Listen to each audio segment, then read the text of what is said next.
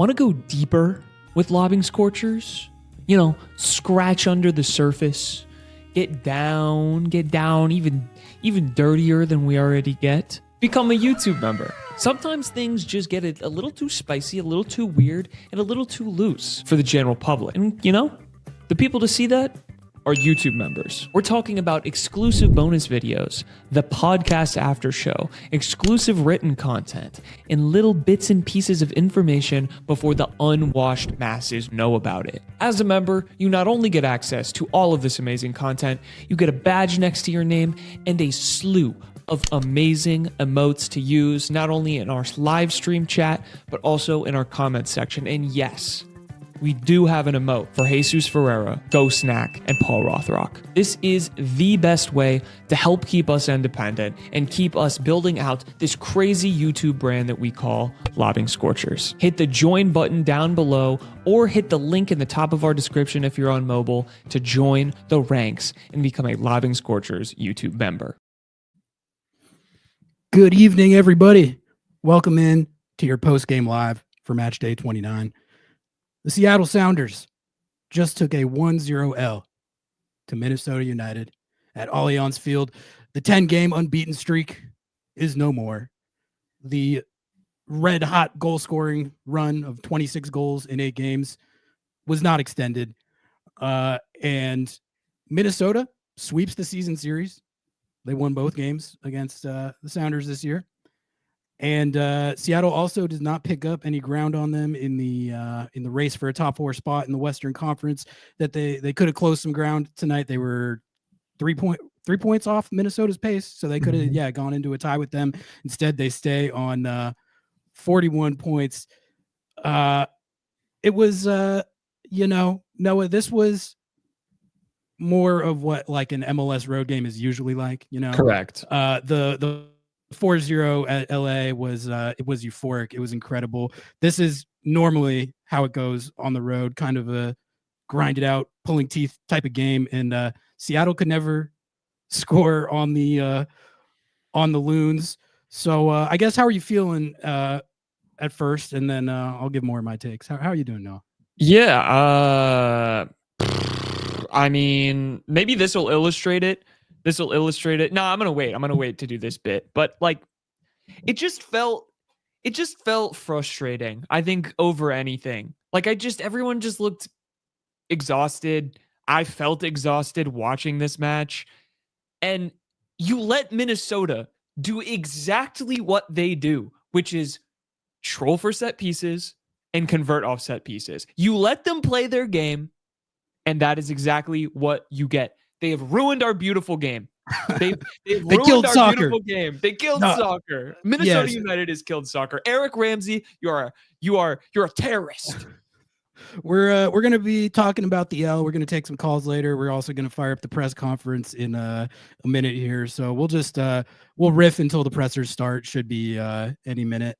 But yeah. These games with Minnesota United, they're such a weird team. Like, okay, let's talk about that on the other side, but we got the pressers starting, so let's pull it up. Play the pressers while we wait for people to keep trickling in. Oh, they're tossing in calling it shit. We'll start with Nico Moreno. Nico, go ahead and unmute yourself and ask your question. Thank you.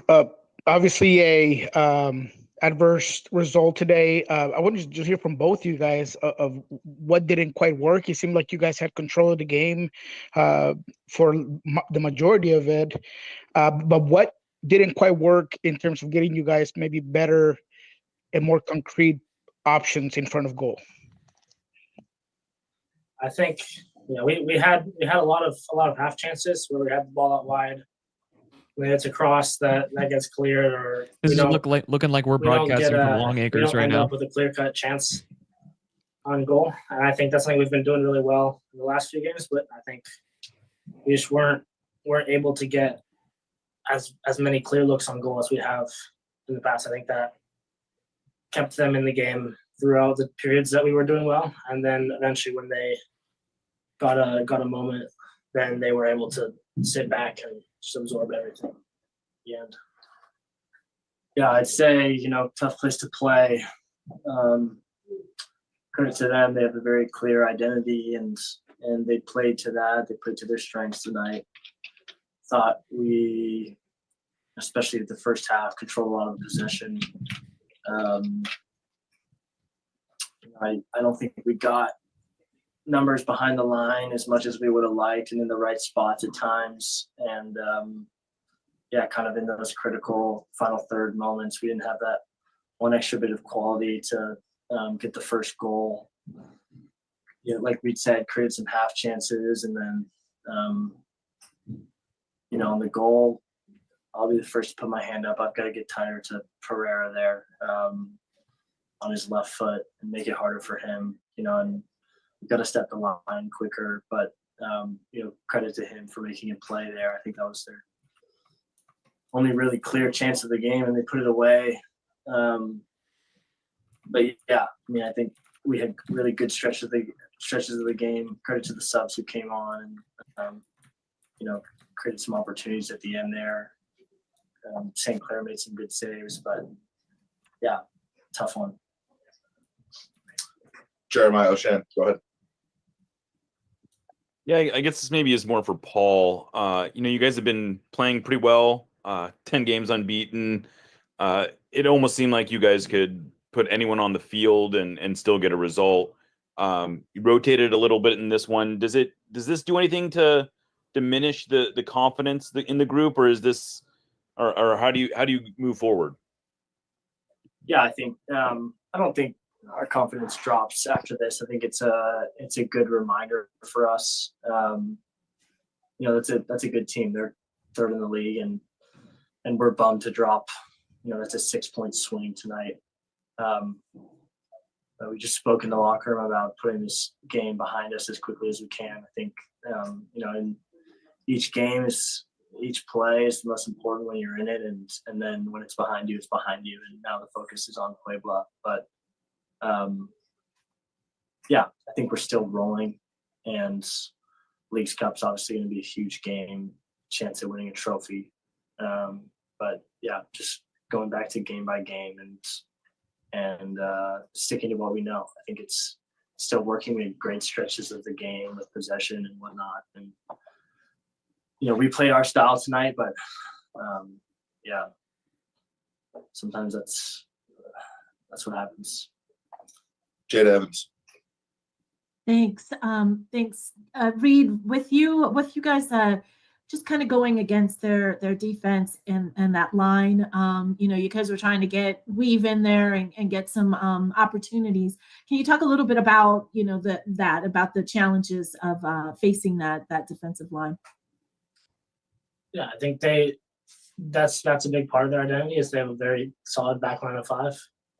And we talked about still getting runs in behind, and there were times we were looking for it, but I don't think we were quite able to capitalize on that as much as like last game against the Galaxy, we were just really able to get people in behind time after time, and so I think their line did a good job. There's some service moments that they defended well, but I think in moments like that, when you're playing against the back line of five, is you need to be really diligent about finding ways to pull people out and exploit the space you create. And I think we weren't really able to pull people out and attack the space as much as we have in the past other games, which is some credit to them, but also like moments that we can create overloads and try to force our way through no matter who we're playing against.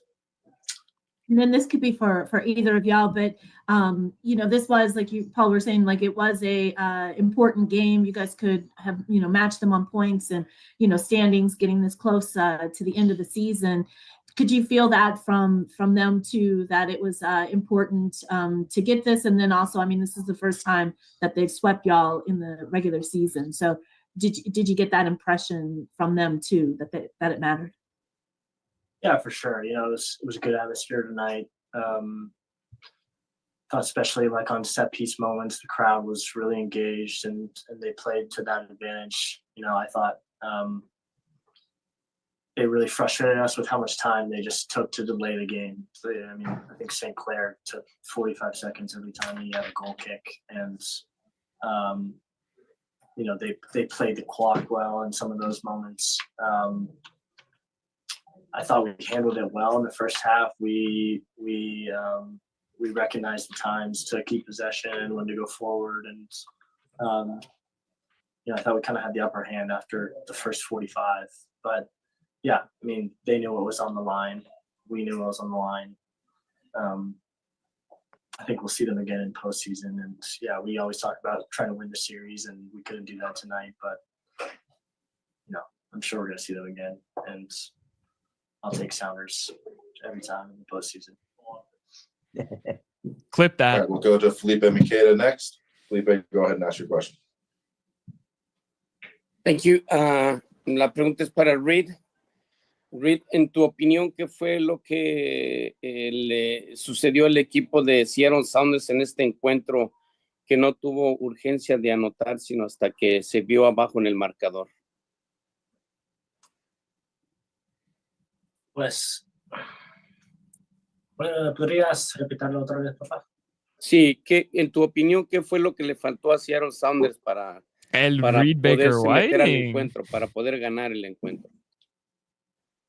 Pues no creo que fue nuestro estilo. Creo que, pues, sabemos que cuando jugamos contra Minnesota van a tener la pelota, y sí lo tuvimos, y creo que en la defensa creo que defendimos bien. Solo tuvieron una oportunidad de un tiro de esquina, y normalmente cuando ves el partido en total, que esas oportunidades que tuvieron parece muy bien, y no parece que van a meter goles contra nosotros. Y ofensivamente tuvimos, que dijo antes, que muchas oportunidades, poquitos, donde hicimos centros, y no pudimos encontrar los espacios para tener oportunidades mejores, pero no creo que faltábamos mucho, porque no tuvieron mucho en el ataque, y creo que solo faltaba el gol. En el final 21 minutos del partido tuvimos mucho, estábamos atacando siempre, y no, la distancia a un gol no fue grande. Entonces, sí. Thank you, Felipe. If you'd like translation, reach out to us afterwards. We can provide it. Looks like we have time for two more here before moving on to Coach Schmetzer. A couple follow-ups. We'll go to Masvita next, and then Nico Moreno can close us out. Masvita, go ahead. Yeah. Hey, I'll go back to them with a positive. Hey, Reed, what was working with you and Jesus in the first half there? And then also, Paul, if the follow-up to that would be what was working with you and Alex in the first half. So if you guys could talk about that, what was working there? I think Jesus did a really good job of getting the ball in the pocket, and sometimes coming outside the line to receive from the Jackson Nuhu. I think he did a really good job, finding the moments to cut inside. He looked for the ball over the top to Saze, or play in the opposite pocket, and then sometimes I was able to, in the first half, run along the line and get some crosses off. So I think there were moments where it worked well, and I think in the second half, I think I need to be a little bit better on getting my touches where I'm attacking more at Hlongwane instead of bringing it back, or lost the ball a couple times. So I think if I can be a little bit more aggressive and decisive with my touches, I think that'll help also unlock Jesus as well. But I thought there were moments in the first half where we were able to combine and get some good crosses off, but we didn't. I think I will take some responsibility, or the responsibility. Then in the second half, I wasn't able to get myself in those positions and get the same level of opportunities as in the first half. All right, Nico Moreno, go ahead and close us out. Just to Paul. Obviously, there's a midweek game, and how key is it that you can just turn the page and just focus Nico's on mic Puebla being insanely and the fact that you guys have is a good bit shot in at this presser. moving forward in the competition? Yeah. Thank you for that, Nico. I think it's critical. We're, as soon as we hit the showers, and after that, the game's done. Obviously, we'll learn a little bit from the film, but I don't know how much review we'll even do. I think it's going to be turn the page onto Puebla. Huge game midweek. The games are coming pretty fast, and thankfully we've had some great depth this year. Different guys have stepped up, and we're going to need that again on Wednesday. But it's going to be about getting the travel out of our legs as quickly as possible. Getting a couple good nights of sleep, because that probably won't happen tonight, as we're going to get home pretty late. But 4 days to get ready for a big one on Wednesday. All right, thank you guys. Appreciate your time. I will bring in Coach Spencer now. Do you want to hear something funny unrelated to this? Yeah. Evander just absolutely bammed on the Portland Timbies, and he was he was given love to hear that in Portland. He was given the crowd and so the Timbies. Did you hear after the national anthem they wwere chanting "fuck Evander"? Yeah. So that was a whole thing. They were heckling him a lot. So that's pretty funny. That puts Cincy up 3-0 at Providence Park, and the Timbies just scored immediately after, so it's 3-1 now. But they're that would be that'd be a worse result than one Seattle took tonight. Correct. Coping. You have to a little bit here. Yeah, no, that's what we do on the postgame live L shows. It's people always will be in the chat oh, that's cope, and I'm like, yes, correct. Yeah. What do you think we're here for? That's what we're doing. That's our whole that's our whole thing. While we wait for Schmetz here, I have something to say. Here we go. We'll get any opening statements, or no, right into questions. We'll right into questions as usual. All righty, Masvita, why don't you one of these days we'll give a statement. Yeah. Hey, Brian. Looked like you had the lion's share, and also in the first half. My question is this: in the second half, you started on the front foot. It looked like, and then from the 63rd minute, it looked like something changed, and they had a couple shots. You come back and put in Georgie, Pedro and Danny. What changed in that first, from the 55th minute to the 69th minute? Did anything change? Or no, it's just momentum swings. Look, the subs I made with Pedro coming on and Masaski, I thought the game was there for us to win. So, Reed was fine, totally fine. D-Row, totally fine. But I wanted to put fresh legs and our top players on the field to go for the win, because I thought the game was there for us. So, obviously they score a goal kind of in that period where, we just couldn't look. It wasn't just the corner kick, and I'm sure we'll talk about that, but it was 2 throw-ins over here. It was just, that's how they play. And so, it's an unfortunate loss, but we got to push past it, because Puebla is going to be the next biggest game for us, and we got to forget about this. You frustrated at the slow down tactics? Yeah, I'll actually address that, Moss, because in the first half there was zero extra time, and so every time Michael Boxall goes from his center back position up to the top of the field on the left-hand side, or to the top of the field on the right-hand side, how long do you think that takes? You can rewatch the film and you tell me. And then it allows them time. They walk up the field, and if a team is ahead 1-0, and they walk up the field and they delay that much, yellow cards are coming out. So why is it not the same? Or, because that's kind of punitive, I don't really care about that. But what I wanted him to do, what the referee should have done, was add the extra time. If he's that's getting how fined play, for that, then just add the extra time and make it fair for us. That's all I was asking for. Thanks. Jeremiah O'Shan. Brian, you guys have been flying pretty high here and rotating the lineup all along the way. Do you still feel pretty good about the lineup you used in this one? And then I guess how do you keep yourself from losing momentum from this run you guys were on? Jeremiah, we weren't going to win all the rest of our games the rest of the season. I mean, that's that was never going to happen. It just happens that this is the one that we lost. I was happy with the starting group. I was happy with the tactics in the first half. The first half, we were just this close. We needed that one more little bit of extra, little something to get us a goal to play from the front. Even in the start of the second half, I thought we started on the front foot, pinned them back. So, yeah, I was happy with the lineup. We've got 3 days of rest till Wednesday, and we're going to start another good team. Because this was a good team, we're going to start another good team on Wednesday. And then we're going to start another good team the following game because we have a deep roster. Jada Evans. Thanks. Brian, kind of going with the game plan, like you said, I mean, it did almost work.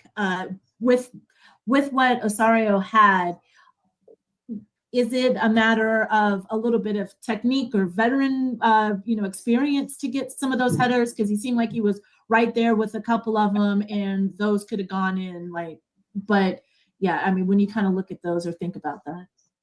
Well, look, he's got a bright future. He's got a lot of good starting points, Jada, and it just takes a little bit of seasoning.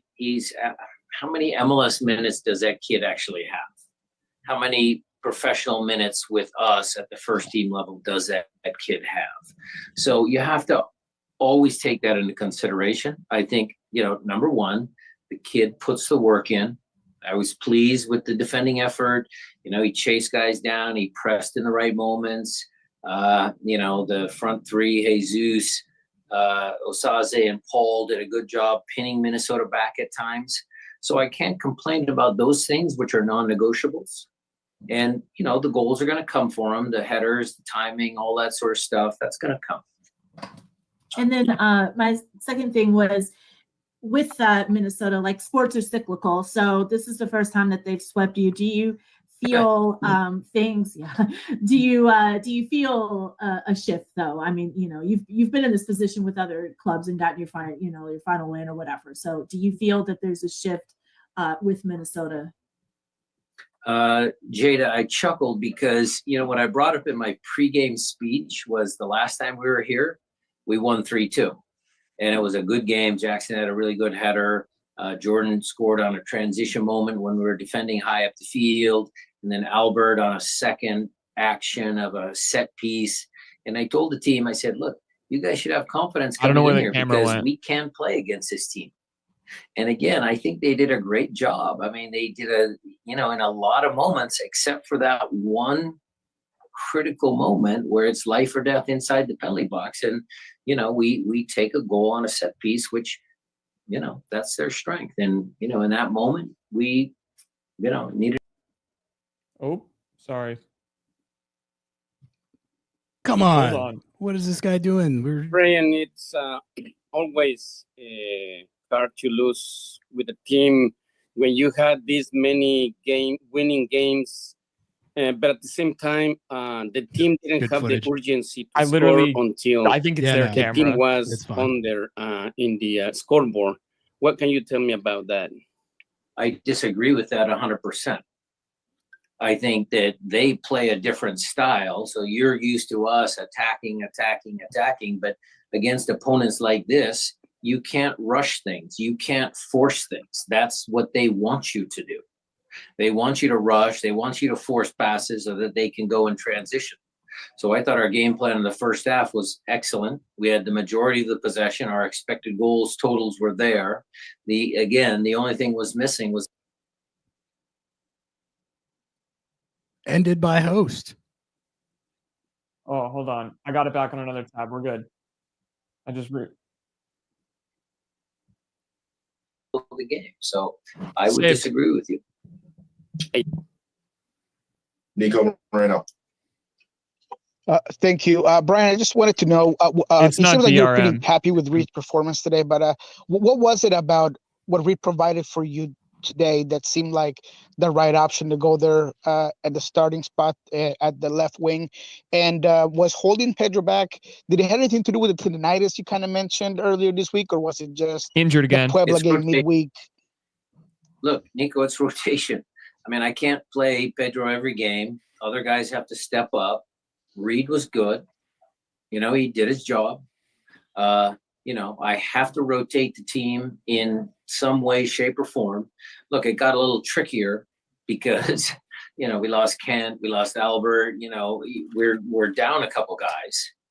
I mean, if you talk about, two DPs, João Paulo, Paul Areola, I mean, we're missing some critical guys, and we're playing head-to-head, toe-to-toe against, a team that's had a great season. So, that was just a rotation thing. And, Pedro's going to come back in the next game and be the Pedro we love to see. Thank you, Brandon. Just real quick, and Kim was also not in the bench. Is he okay? Is everything all right with Kim? He's fine. He had a little calf tightness, and that was my decision. It was my decision not to risk him again because we've got a lot of fixture congestion. So he had a tight calf, and I said, okay, Kim, it's okay. We're going to need you here in the stretch of games. The turnaround between Puebla and Kansas City is very tight. And so I'm trying to be cautious. I'm trying to rotate. We have to be smart about that. All right, looks like we have 3 more hands up for a few follow-ups before concluding here. So we'll go to Masvita next. Go ahead. Hey, Brian, what did you think of your captain back behind the pipes, if you will, and I think Andrew will start against Puebla, right? Yeah, good. Steph was fine. I mean, it was good. He didn't have much to do. So, look, getting him back up on the horse was a good thing. And, I thought he had a good performance.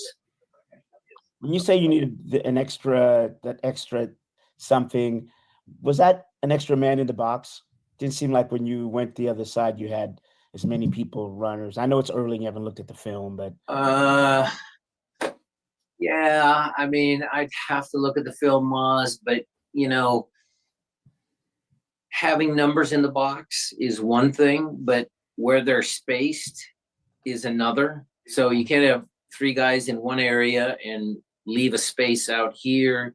You got to make sure there's one. You got to get them in the right areas. So again, vision is the key. You can't make a good decision unless you see the whole field, and that applies in the 18-yard box as well. Thank you. Jeremiah, go ahead. Yeah, just thinking about that, the goal, Paul was a little hard on himself, saying that he needed to close it out a little bit better. It seemed like Steph may have sort of expected a touch there maybe. How do you assess what happened on that play? Well, the sequence happened, Jeremiah, with the 2 throw-ins that they had on the opposite side of the field that we couldn't clear.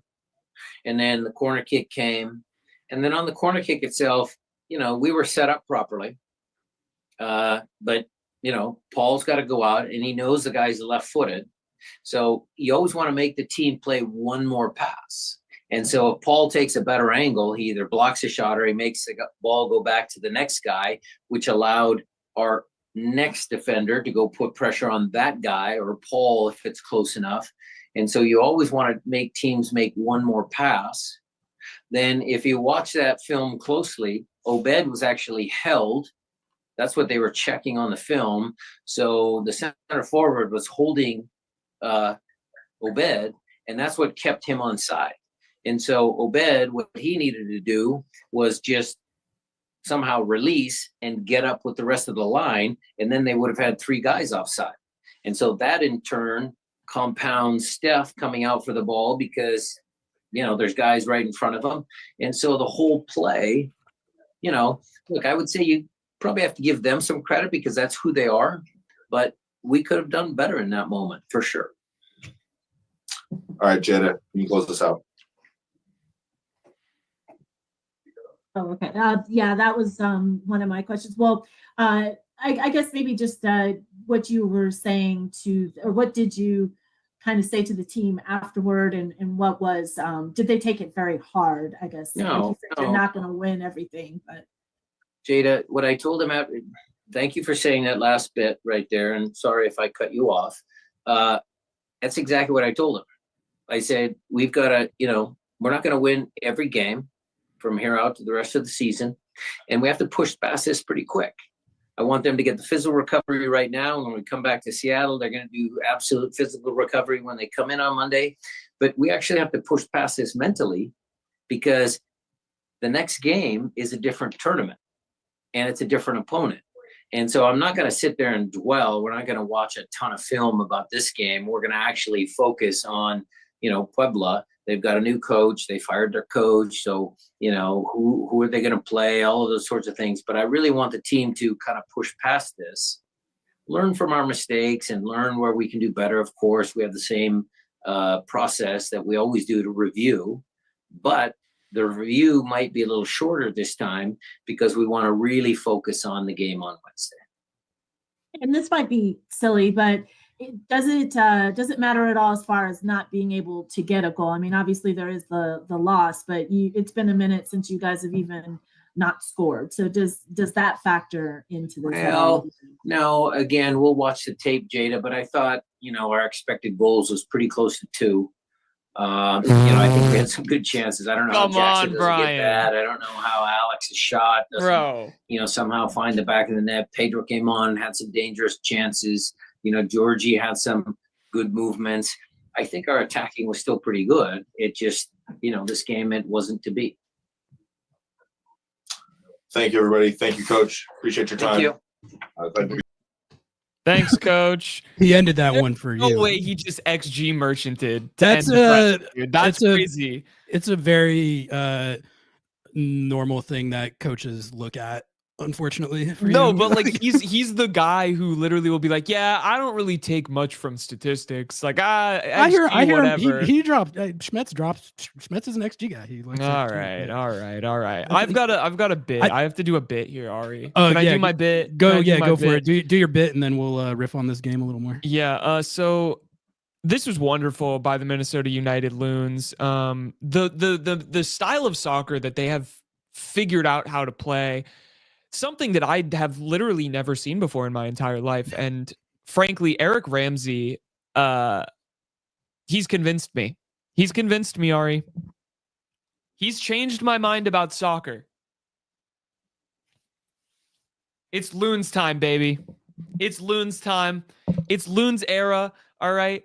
Do you understand that you don't have to be good at soccer. You just have to get set pieces, okay? You can concede 85% of possession. It doesn't matter. It doesn't matter because we'll still beat you, all right? We'll still beat you. It'll be insanely good, and we're so good. And up the Loons, Wonderwall. And after all, Wonderwall. This is not a popular bit in the chat right now. Not a popular bit. I probably could have guessed that it wouldn't be a popular bit in the chat. You do. They are fire kids. Like you got to give that to them. One super chat, and I will take off the Loons jersey. Actively losing subscribers. Yeah, I mean, I guess sometimes you got to make sacrifices for the bit. Where to go from there? Don't worry, chat. I won't wear either of them. I won't wear either of them. Okay, you were talking about Minnesota United. Let's talk. I have takes on that. I didn't hear what you said, but give your takes. All right, Minnesota United, like the way they play, I want to be able to hate. Yeah, I want to be able to hate, but like you got to respect it. You got to respect it. You got to respect it. It works. That's like, if anyone hasn't watched them a lot all year, that was like the quintessential. They played United exactly. Game. Yeah. Like they took it to an extreme in this game to the point where like, there's at one point on the broadcast, they were saying, they're like, man, well, you got to think if it stays 0-0, that kind of benefits Minnesota United here. But those commentators, I don't think they've ever watched Minnesota United play, because they kept saying like, this Minnesota United is playing terrible. They've got no possession. They're not like shooting. They haven't been able to have any attacking spells. I was like, yeah, that's like okay. So I realized like what it is. Like they literally just play every game like they're the road team.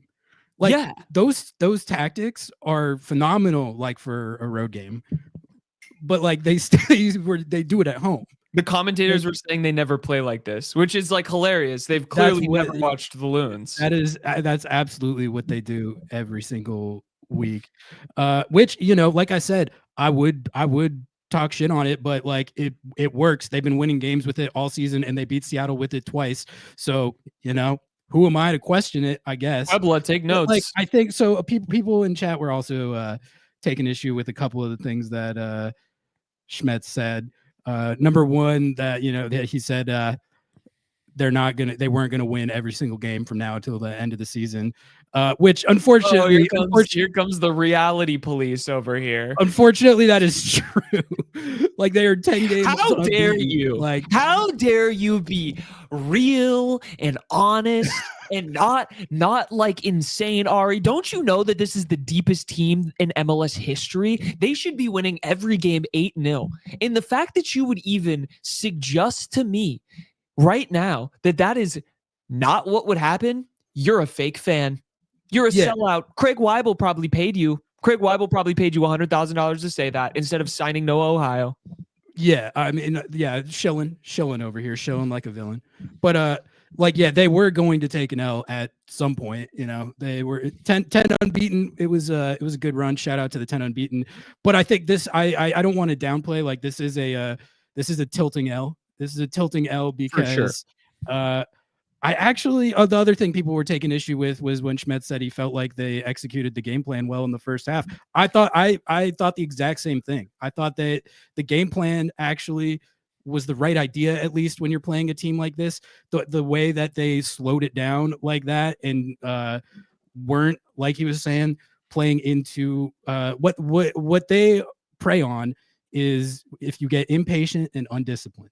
So the fact that they were Seattle put like an exaggerated game plan out in their own right of just being like, all right, if they're going to let us keep the ball this much, let's keep the ball. Let's like knock it around. Let's slow it down and not let this become like a track meet transition type of game that they thrive on. So in that way, I thought the game plan was sound. And in the first half, they executed it pretty well in the sense that I felt like the longer it was 0-0, the more that plays toward Seattle, because then if you keep it like that and you just nick one, then you get the 1-0 win. But like where it kind of fell short was they weren't able to score on Minnesota's like absorb pressure, yield possession type setup and tactics. And so all it took was them being the greatest set piece team on earth. Apparently, you knew they were going to get one from one of these. Like, would have been too much to ask. Up until that point, I was like, man, they actually have gotten this far into the game without conceding a set piece goal. And then, but like, you concede enough of them to that team, they do that every week. So in that way, it kind of, you just got had by like the classic Minnesota United thing. But I think the disappointing thing is obviously like, this team had been scoring so many goals, and like all you needed was one goal in this game, and you could have taken a result that wouldn't have been phenomenal, but that would have been fine, like a 1-0 at Minnesota. I would have taken that.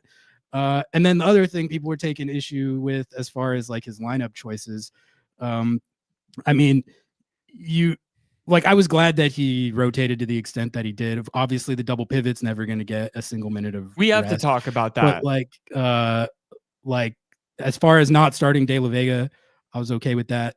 I do wish Georgie would have started, and I think that was shown by. I thought I don't know if you felt different. You were saying he was fumbling or something. I thought I didn't say that. Oh, okay. Were you? Okay, maybe I'm tripping. No, that was just the entirety of Blue Sky was like, we need to euthanize Georgie Manungu. I thought he looked awesome. Fine. I don't listen. What are these Blue Sky crash outers talking about? I genuinely didn't understand, because like I don't think he played like amazing, but I don't think that he was like somehow selling this match. I thought he was actively good. He created the best chance of the game with that ball in that Yamar. Oh yeah, where he megged the defender and then cut that was all Georgie. Yeah. He had a couple of other really good runs where he was doing his thing where he mossed defenders. So I would have liked to see the Blue Sky Brigade. As far as like if he should have thrown the first choice 11 out there, like with De La Vega and everything, like with the schedule as it is right now, like that would have been, I don't think that would have been the smart thing to do. So it just didn't quite work. But I have don't know. a few I was just talking takeaways. for a Yeah, while. no, Yeah, I go want for to. I have a few questions here. I think I agree with you about the first half. Like, I don't think that the first half was all that bad. I thought they played them well. I thought they played to their game plan. They didn't concede, dangerous. They didn't get themselves into a dangerous situation, which is conceding any sort of corner, deep throw in, like set piece foul towards the end. They were very and not sturdy. letting They were them get very out in sturdy. transition. Not letting Yeah. them get out in transition. And the second half, they absolutely got tired, which is what happens when you're playing on the road. And the game opened up a lot. And I think that there were a lot of mistakes and just like tired legs. And I want to bring this up because you talked about the double pivot. What the hell? Why is Obed Vargas playing in this match? He looked tired the entire game. He was uncharacteristically not, I don't want to say bad, but like, I'm just going to use that word. He was uncharacteristically bad. Like, he was making passes and interceptions that were leading to turnovers that were turning the game. And I think that he was very gassed in this game.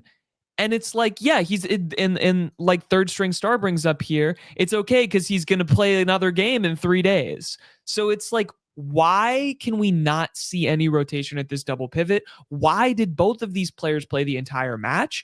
I respect the durability, but I think they both showed fatigue today. I don't know what you saw there. I definitely, Obed had the one giveaway on like the back heel that was egregious, not good. But that looked to me just like a ill-advised decision more than like physical fatigue. Although maybe that's mental fatigue. It looked more mental, not like he couldn't run. It was just like he looked. He was. I mean, and take what you want from FUTMob ratings because that means jack shit. He had the lowest rating of anyone. He was 78% on his passing. He had no successful dribbles. He didn't win a single tackle. Let's see here. He won 27% of his duels. That's uncharacteristic. That's not a good performance from him. And I don't know if he was tired or if it was a game where he was off, because guess what? Just like Brian said, and people in the chat were crashing out about, you can't win every game and not every game is going to be a perfect performance from you. But I do think that he should have come out. Why is he playing every single minute of every game? It's terrifying me, man. It's terrifying me. They're running him into the ground. Yeah, I mean, maybe the hope is after this Leagues Cup knockout game. Christian had a quote recently where he alluded to like, we just got to like make it through this kind of crazy stretch, and then maybe we can get. And then you're in the playoffs. But well, like Leagues Cup specifically, I think, because they're juggling both of those right now, and both those guys are still playing every single minute of every single game. I think because we're not in the Bundesliga. We're not in the Bundesliga. This is such a stupid take, chatters. It's such a stupid take. No one has ever gone that many games in Major League Soccer down the stretch while also juggling another tournament. It's not a thing. It's not a thing. What are we talking about? Be real. Be real. Come back to reality. Come back to reality. I'm crashing out. I mean, it's just not typically how it goes in 10 games is great. In like high level sporting competition in general. You don't like usually go undefeated for an entire season, but especially in MLS because of like stuff like fixture congestion, the salary cap, like I guess those are the two main factors. You have a billion games with rosters that are like inherently kind of not that deep because of the rules and regulations and the cap and all that. It makes it like you don't really you see teams that have like crazy good runs of form and crazy good seasons, but you never see a team that's like going to make it through a whole. Also, I'm sorry, without taking an L. If we're talking about Bayer Leverkusen, it's the only time that has ever been done in the history of the Bundesliga. So what are we talking about? That league's been around for like hundreds of years. That was the most insane possible thing to do. for me, it's not that they took an L. It's that they should have been able to take a result in this game. Like that's but they shouldn't have Snyder gotten they shouldn't have gotten shut out. They should have been able to get a goal in this game. But I guess for me, my ultimate where I land is like if they come out in this Leagues Cup game and they smash on Pueblas and they look more like the team that they had over these last 10 games, then I'm not going to be tripping about this L all that much. If it like starts to lead to them like a downturn in form and they don't look like that team anymore, maybe they lay an egg against Pueblas, then at that point we'll take that situation as it comes. But like for me, Leagues Cup is kind of the priority right now anyway. This game was a big game and it would have been nice to have, and they should have been able to take a point. But if they perform, you're gonna lose on the road. If they perform well in Leagues Cup, then I'll forgive it. You'll get my seal of forgiveness if you just win this Leagues Cup game, play well. It's a frustrating result, but I'm just gonna leave it at that. It's a frustrating result. It's not the end of the world, though. This Minnesota team is they're like frustrating to play against. Yeah, they were able to effectively perform their game plan in the second half. We were not able to convert the chances that we had in the first half, and that was part of the problem. And that brings me to this next question. Ari, we talked about this on the podcast a little bit. You were super stoked on De Rosario, our GOAT, our boy, our tree trunk man. We love him. But, today was not his best performance. He's a young striker. He's going to have days like that. Danny Musovski had days like that often. But you were kind of banging against not signing a U22 dynamic number 9. I know that one game is just one game, but looking at this game with 2020 vision and that take that you had before, did it change your perspective on anything a little bit, or are you still sinus 6? No, because I was judging that off like D-Rose like whole body of work over this last stretch, which I still think, in spite of this game, has been good, and he does have 3 goals in that time. So I still think there's at least a discussion worth having about if that should change your priorities there. But as for his game for today, Schmetz said he started him because he wanted his like aerial threat, and that they thought key to this game was going to be him jumping with the Minnesota CBs and like which he did get winning 3 shots on target. Exactly. That's what I was going to say. Like, especially there's that one that he barely missed. That could have changed the game right there. That was he was in a good spot. He came up to meet the header well. He put it too high.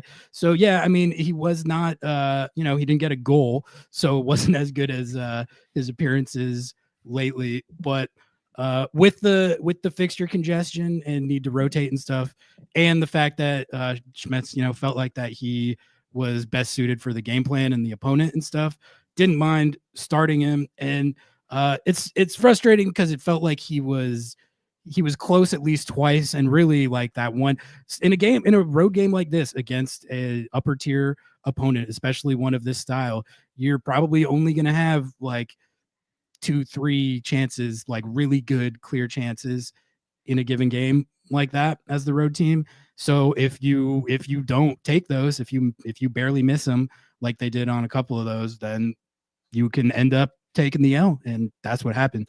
But we'll see what happens with the rest of the season with D-Ro. I'm not like planting my flag on the take that like he already has decided that we know Ari doesn't plant his flag on takes. We know he doesn't plant his flag on takes. I'm not planting my flag on that yet. If he keeps banging in goals, I will plant my flag on that. But like it's too small a sample. You got to plant it, dude.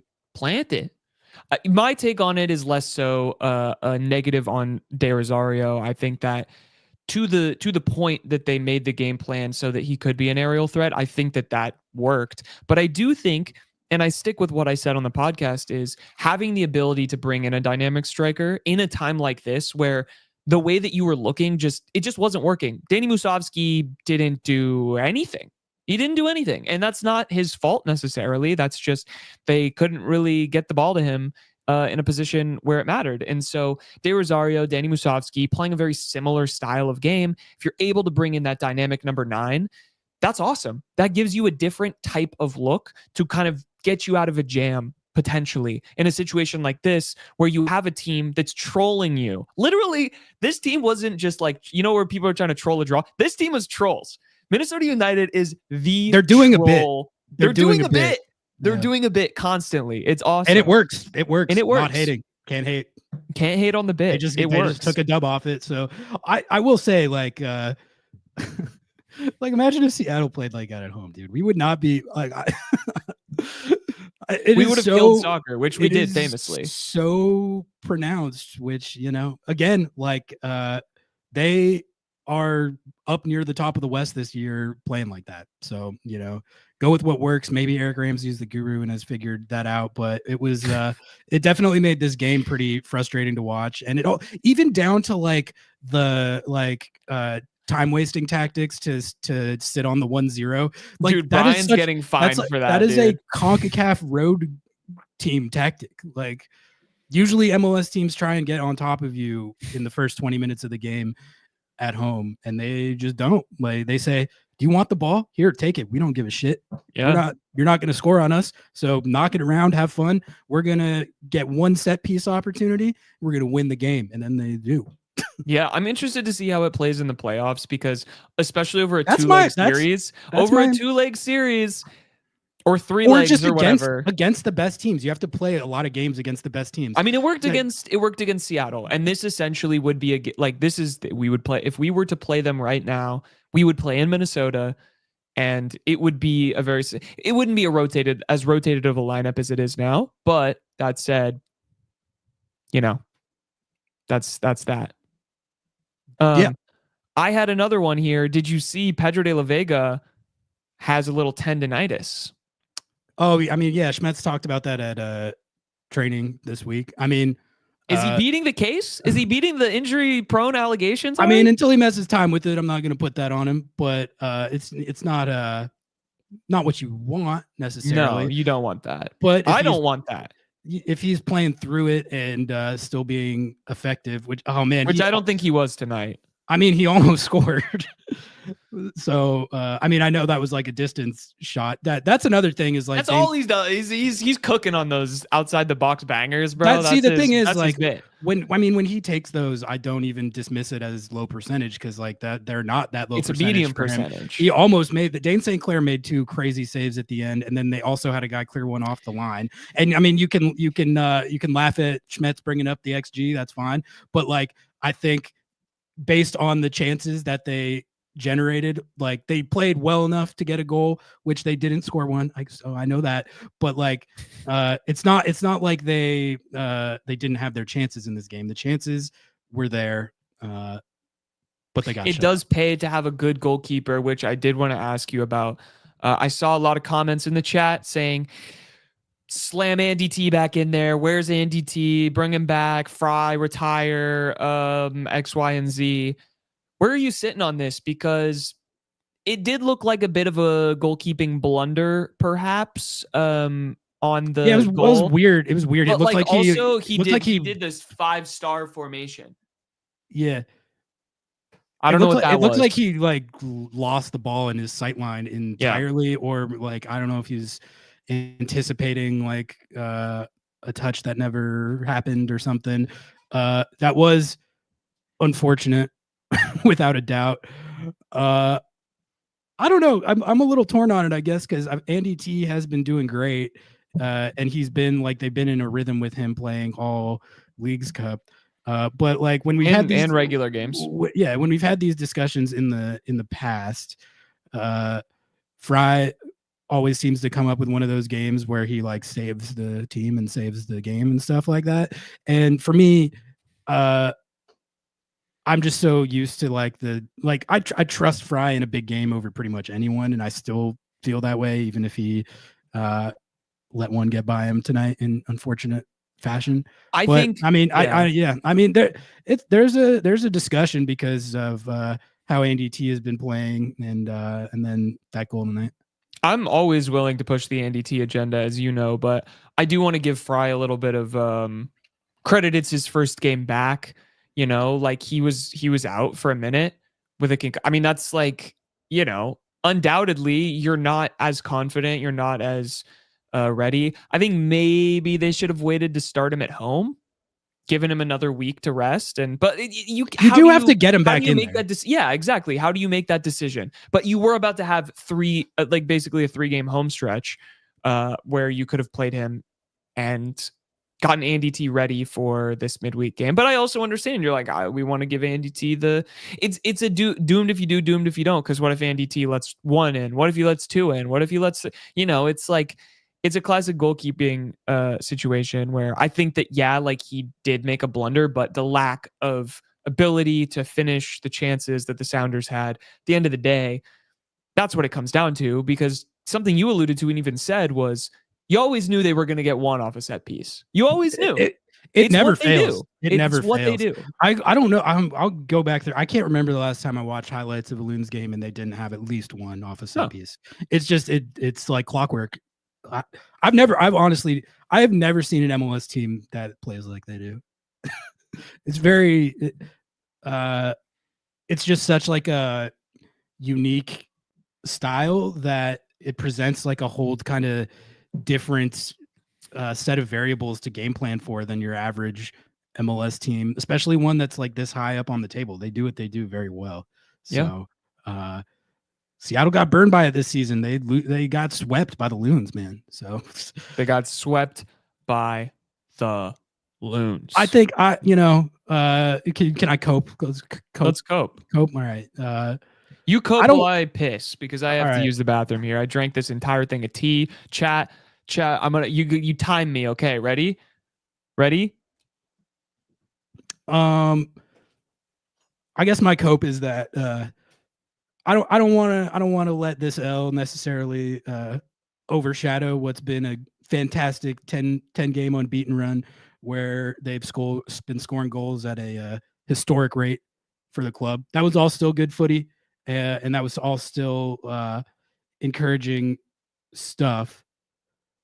So really, again, to me, it sort of comes down to how this Leagues Cup game goes. For me personally, if they take care of business in that game, look like the juggernaut of recent weeks again in that game, move on in Leagues Cup, I'm just gonna forget this game ever happened. That's how I'm gonna cope. You guys can cope however you want. But really, Leagues Cup's the priority right now. It was not great timing for a game of this magnitude, like table wise, because you're juggling that tournament right now. But you're also in a situation where you got a chance to make a run at a trophy. So that's my cope. Should we take some calls or whatever? I mean, yeah, but if you guys are annoying, I'm gonna leave. So don't be annoying. Do you have anything else that you want to do to riff on with this? Have we missed anything? I feel like I don't know. It's just 1 minute even.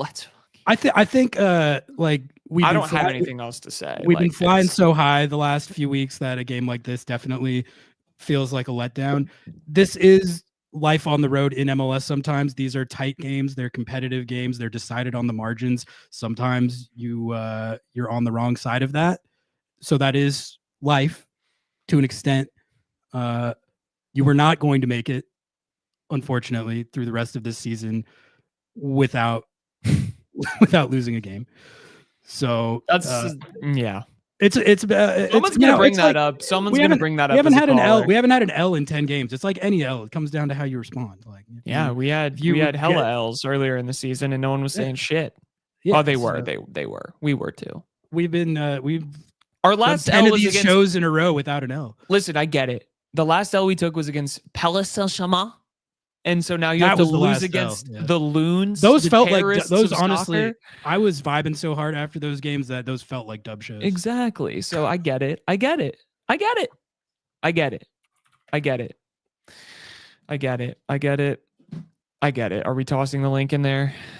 Yeah, toss the link in there. I'm All right. in anyway. So Okay, chat. but Call yeah, in and be ready. you guys to want to come be come annoying. cope. Come cope. No one's been annoying yet. No one is super chatted either. No one has liked the video. No one has super chatted. No one We're sitting on has zero like the video. We forgot to. no we one forgot to plug has that. no one has become a member. No one has subscribed. Everyone's just sitting here absorbing my vibes without, Yeah, I don't know, Ari. I don't know what to say about this game. It feels fine to me, I guess. We got It's just James. James tapping in. Let's go. Let's go. James, you ready? Bet. Welcome, Jamesinho. Oh. Hey there, Oh, there we go. Now you're back. Okay, yep, there. We hear him. slow We hear him. there. Yeah. Got to upgrade the Wi-Fi, James. Okay. Hopefully this will work out. I live in Idaho, man. Our Wi-Fi is not all that great. Yeah. Lots of potatoes, Yeah, though. Noah, you were saying that you hadn't. It's very true. You were saying you hadn't seen soccer like the Loons before. You're too young to remember the glory days of Sam Allardyce's Bolton. It was the exact same thing. It was all long throw-ins, lumping it up. I thought Eric Ramsey invented this shit. Brick shit house center forward. They were the Bolton were the first team in the Premier League to score more goals from set pieces in play. So that was about 20 years ago. I think that was the Minnesota blueprint. So, I felt like this game because we talk about the depth, which is there, but it feels like it's always the same thing where we've got the depth where when we're playing teams okay or not that great, we can weather it, and then we come up against a team that's pretty well, style questions aside, like Minnesota, and we're just been talent. I mean, we beat Cruz Azul. It's something was going on there, man. I don't know. Come on. I don't know if they drank the same water that. No, you can't caveat that. We're doing the Rusnak bit. Look, I lagged him. I got him so good. I lagged him out. It was awesome. I enjoyed the hell out of that game. For sure. But I mean, it was a bad Cruz Azul performance. We changed a lot of things for this Minnesota game. We got a new formation, different players are in there, and it's lost by 1 goal. It's the same thing. So that's kind of the thing that I worry about is it's when we come up against an LAFC, a Miami, a Minnesota again in the playoffs, are we going to have that guy who can deliver the moment of magic? And I don't know that we do. Do you not believe in the Pedro de la Vega agenda?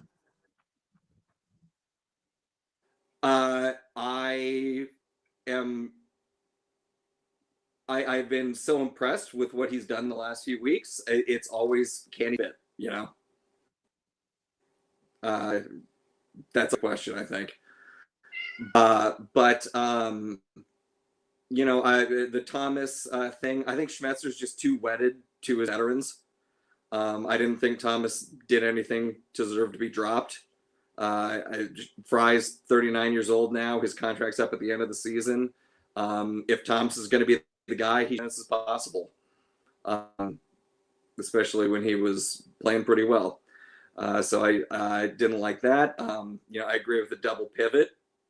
It's like if we're gonna play a very defense first team, to rotate Leva in there instead of Obed, but give Brunel a shot.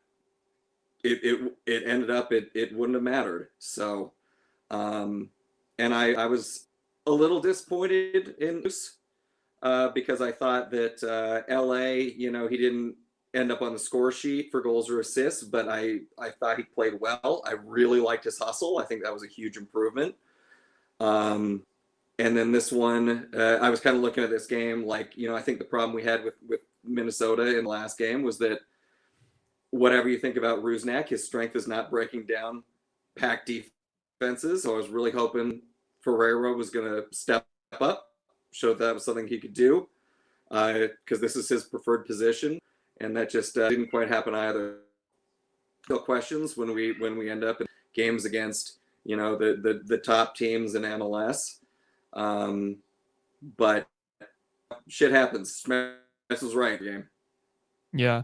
All right, James. I'm gonna ask you to close it out because your Wi-Fi is a little cooked here, so you're coming in and out. But any final take here, and we will let you go.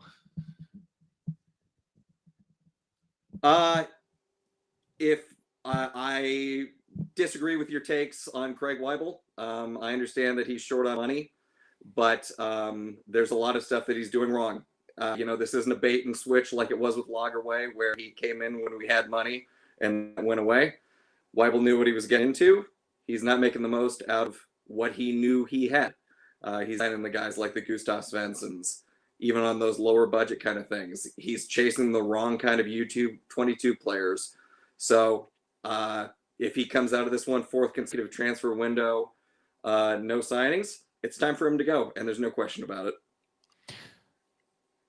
Ari?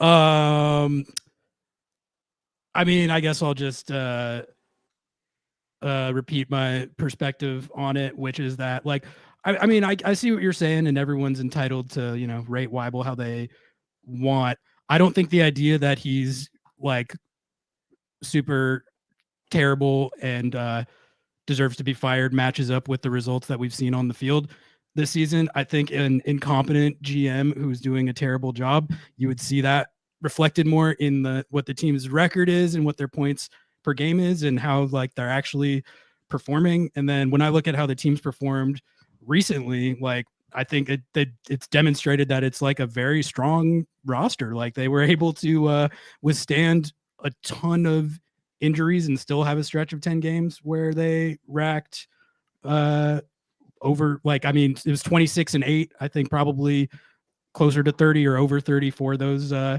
10 games. So like, for me, it's like if the roster was that bad, if the GM was that bad, the team would not be contending for a top 4 spot in the West, and it wouldn't have finished first out of 36 in Leagues Cup. So that's what I try to judge it based on, like how his individual signings have worked, which I think Ferreira, Moose, and De La Vega, arrows all up on them right now, and they've been a contributor to this strong run of form. And I just don't like if the team was bad, then yeah, I would feel like that more. But it's a good team. So I'm just glad we don't have to deal with Will Kuntz, because if I had to deal with Will Kuntz, I'd be crashing out personally. He's my number one op. I think he ruined a beautiful LA Galaxy team. Well, I mean, and I get what you're saying, but to me that's a credit to Schmetzer. That Schmetzer takes disparate parts. Because these are guys who come in.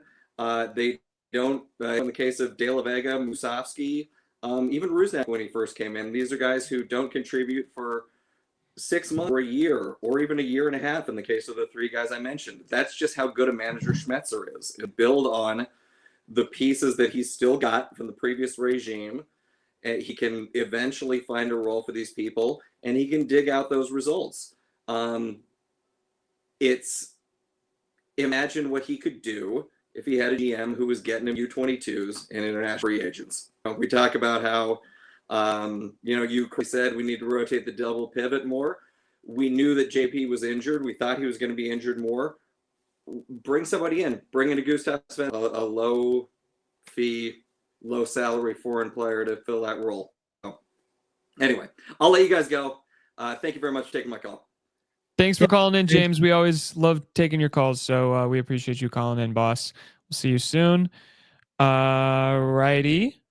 We've got one more in the queue. Should we see if we got any questions in the chat before we take our next Caller, I don't really see any, and I don't see any super chats. Listen, I'm shilling right now. We're goose egging an hour. We're in. goose egging an hour in, bro. It's because they took an L. So. It's because they took an L. I thought that like bad results were supposed to be good for us. Maybe we need to crash out more and do the like sack everyone, cut everyone.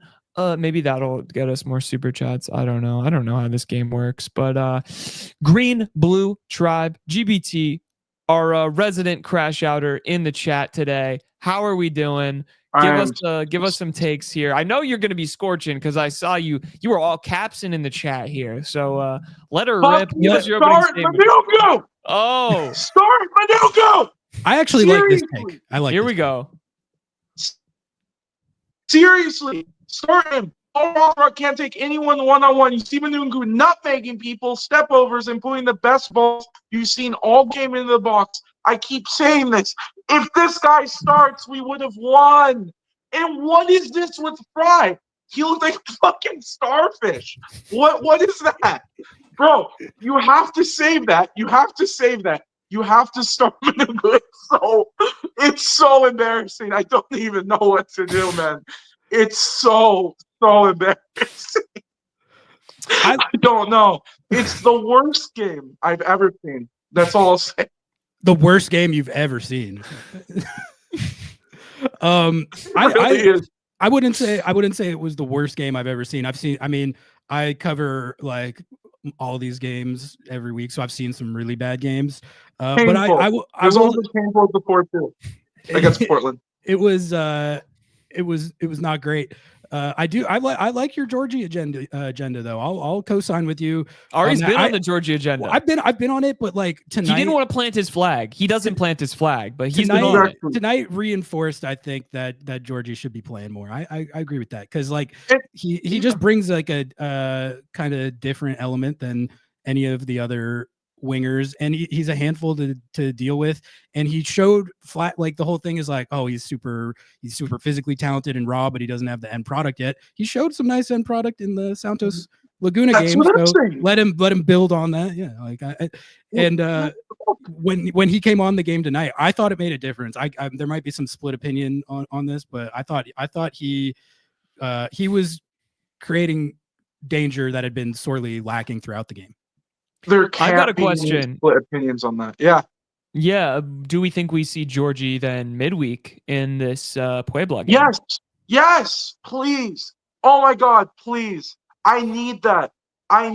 Georgie on the right, Pedro on the left. Maybe if you want to rotate the midfielders, have Schneider Brunel for Vargas. I mean, if you're so worried about rotation, he's proven to be good, just as good as Christian Roldan in the past couple of weeks, even. So if you think the midfielders are being overworked, you could have Schneider Brunel start. I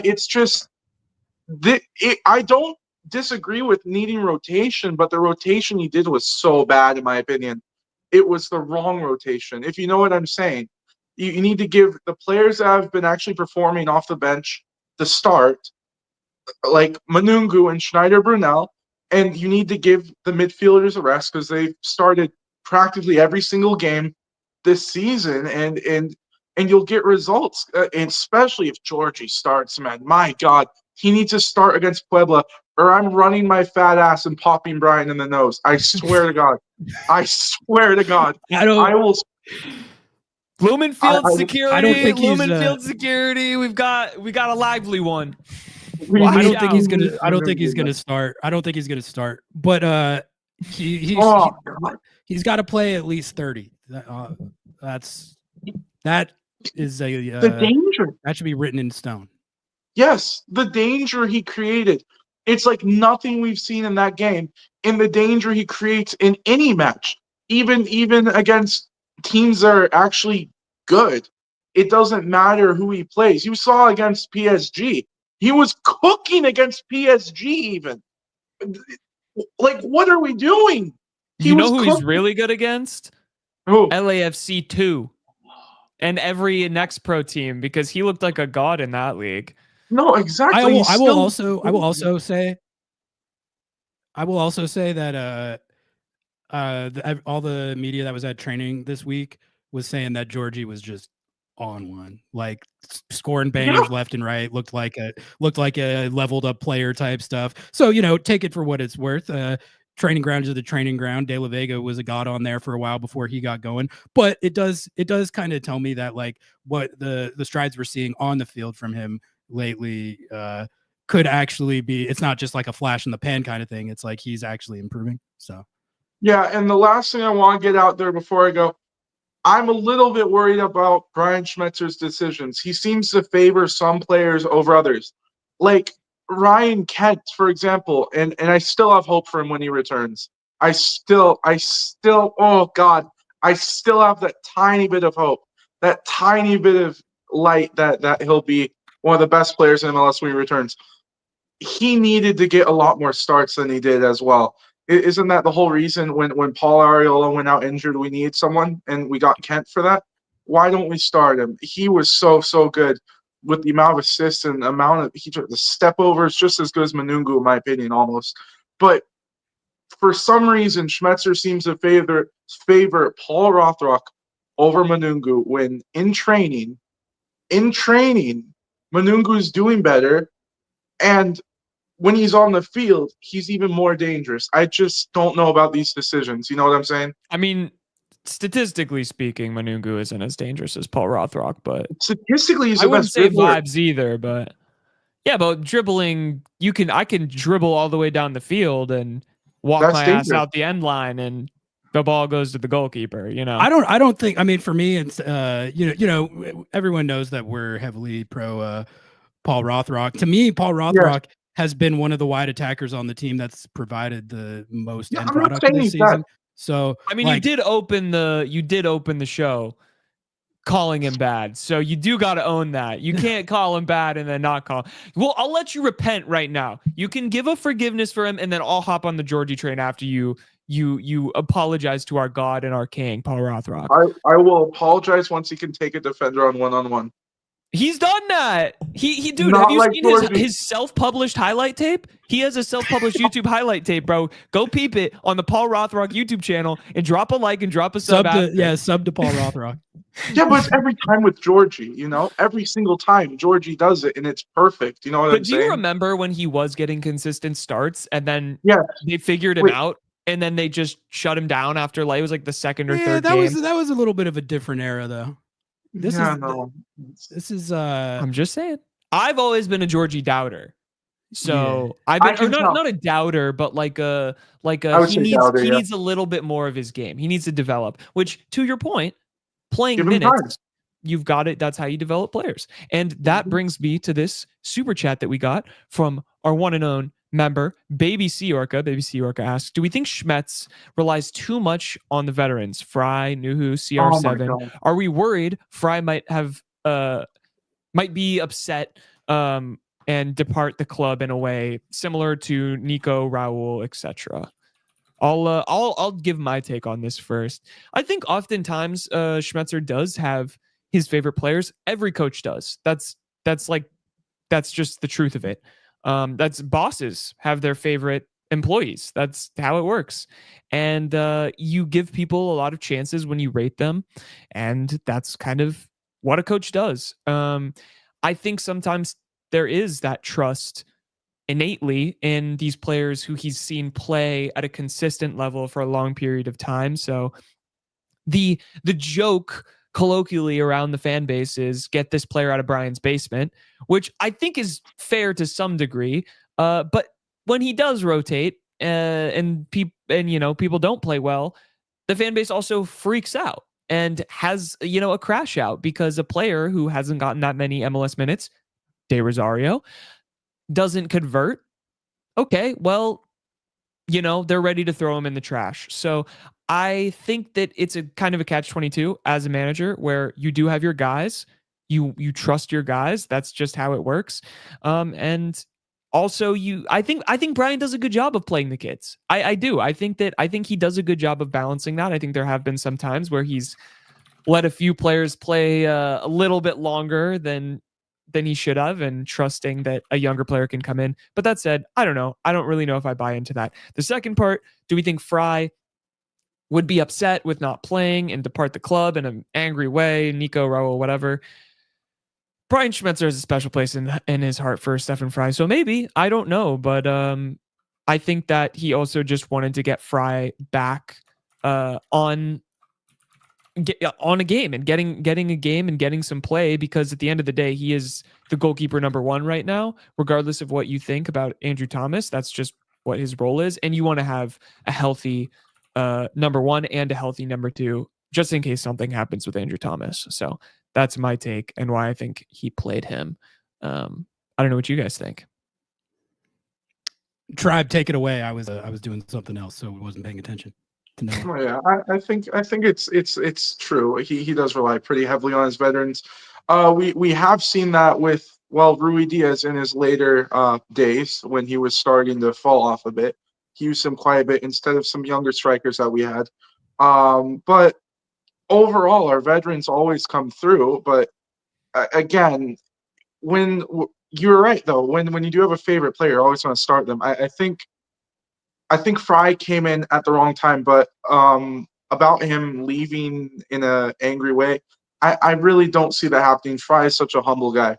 He's such a nice guy. I really think he would understand if he doesn't get starts and if he leaves, because he's aware of his age as well, and he's aware that Andrew Thomas is very good. And Brian Schmetzer said it's very hard for him to choose either Frei or Thomas now, because Thomas is coming up really, really well. So I don't think that's going to be really an issue at all. Yeah, no, I agree. I think, yeah, I think on this show, our take and the thing that we like to impart on as many people as possible is that young players are going to make mistakes.